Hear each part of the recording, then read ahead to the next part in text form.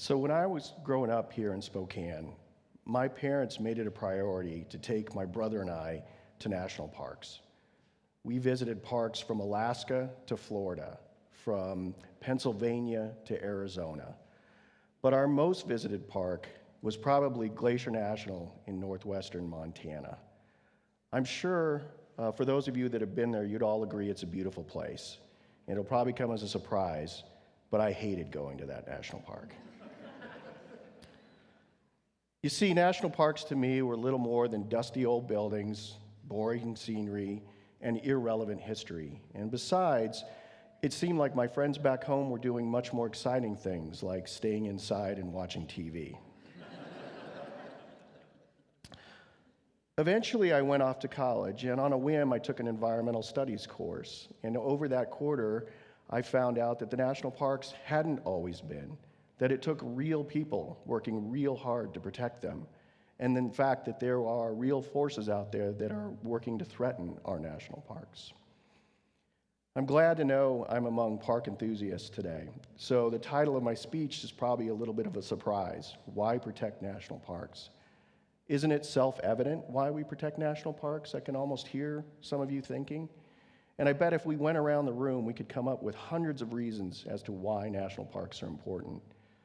When I was a park ranger, I met thousands of people from all over the world. And like you, they weren't shy about coming up with reasons why national parks are important. And I want to give you a couple of those. First, national parks protect iconic scenery.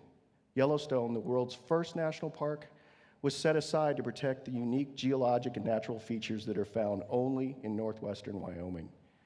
Subsequent parks like Mount Rainier, Crater Lake, and Grand Canyon were also set aside for their unique geologic and scenic features.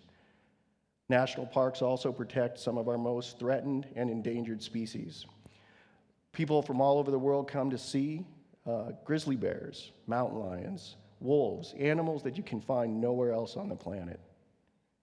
National parks also protect some of our most important historic and cultural sites. Places like Gettysburg, Independence Hall, Manzanar, all of these sites protect some of our most cherished high points, but also commemorate some of our darkest chapters as well. Americans are to be commended for wanting to remember the high points, but also learn from and never forget our low points.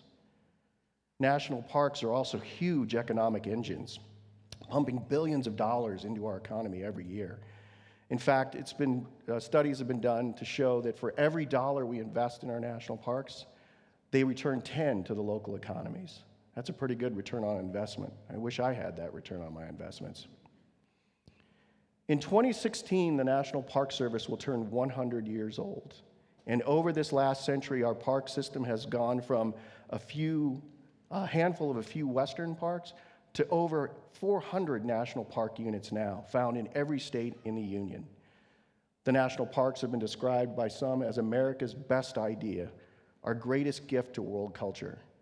So why is it some people are worried that our park system won't make it to its 200th anniversary? Well, let's talk about some of the threats.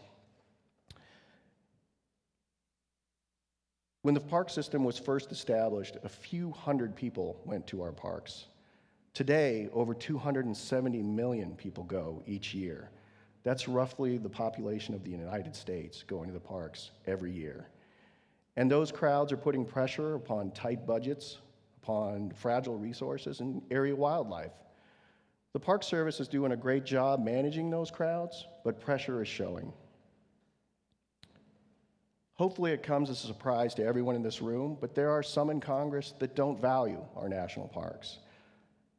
Every year, legislation is introduced to sell off some of our national parks, to pay down our debt. Thankfully, every year, those bills have been defeated, but I fear there may come a day when this is no longer the case. The Park Service budget is also a concern. Park Service budget is roughly a little more than $2 billion a year, and that seems like a lot of money, but when compared to the entire federal budget, it's actually quite small. To put it in perspective, the United States spends as much on a single nuclear submarine as we do on the entire national park system. Sadly, the Park Service has to justify its budget every year, and it seems like every year cuts continually are made. Along with man-made problems, we also have some natural forces that are threatening our parks. Climate change, regardless of its cause, and its associated symptoms like changing flood regimes, sea level rise, increased fire, are threatening and impacting nearly every national park. And unless strong action is taken soon, it's likely our parks will be dramatically different by the end of our lifetimes. As I said at the beginning, it took real people working real hard to protect our national parks. Well, it's going to take real people working real hard to maintain our national parks. But thankfully, there's some real easy things we can do to pass on our national park system. The Volunteers in Parks program, or the VIP program, is a great hands-on way for people to give back to their parks. Park Service is looking for volunteers that can do things as varied as trail repair to evening programs. If you've got a skill, there's likely a park out there that can use it. For those of you that don't have time to volunteer, but still want to get involved, the National Park Foundation is a great way to give to the national parks. The foundation is a congressionally chartered organization that channels private donations to park projects, and it doesn't take a lot of money to make a big impact. Small amounts, the Park Service is well known for stretching small amounts and making big difference. Can we leave our national parks unimpaired? Well, by nature, I tend to be an optimist, and I believe we can. But how is that? Why is it that I believe we can do this? Well, I've seen the power of our national parks and their ability to change people. At the start of park programs, it's common for park rangers to come up and start and say, "So where's everybody from?" And what I've found in those interactions is that the farther one is from home, the more people that person identifies with. So, for example, if someone's from Sarasota, Florida, and I ask you, "Where are you from?" 9 times out of 10, they will say, "I'm from Florida." If somebody's from Berlin, they would say, "I'm from Germany," or "I'm from Europe." Currently, Congress is debating legislation to create national park units on the moon. Specifically, legislation has been drafted that would designate the Apollo lander sites as national monuments. And I imagine someday in the hopefully not too distant future, park rangers are leading hikes out to those landers, and they stop and say, "So where's everybody from?" And instinctively, everyone will go, "You see that blue ball over there? That's where I'm from." Parks have the power to break down differences, to allow us to see similarities and create common ground. And it's those values that are the first step toward understanding someone else's point of view and creating empathy. Understanding and empathy then can lead to real solutions.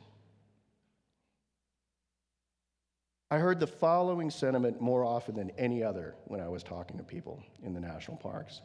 People would come up to me in my park ranger outfit and say, "You know, I love the national parks.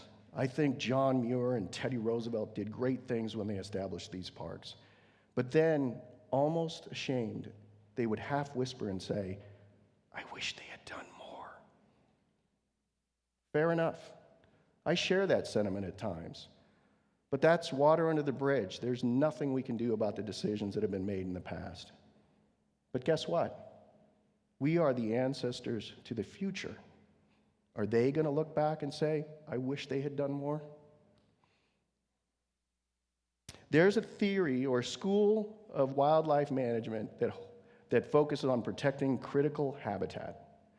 The theory goes that if we protect critical habitat, especially for large species like grizzly bears, it produces benefits for all the other plants and animals that are found within that environment. You protect the habitat, you protect the species. We've seen today that national parks protect some of our most iconic scenery, provide habitat for threatened and endangered species, pump billions into our economy, that create common ground, that connect us to the past and to the future. In other words, they are our critical habitat. So why do we protect national parks? Because when we protect parks, we're actually protecting ourselves. Thank you very much.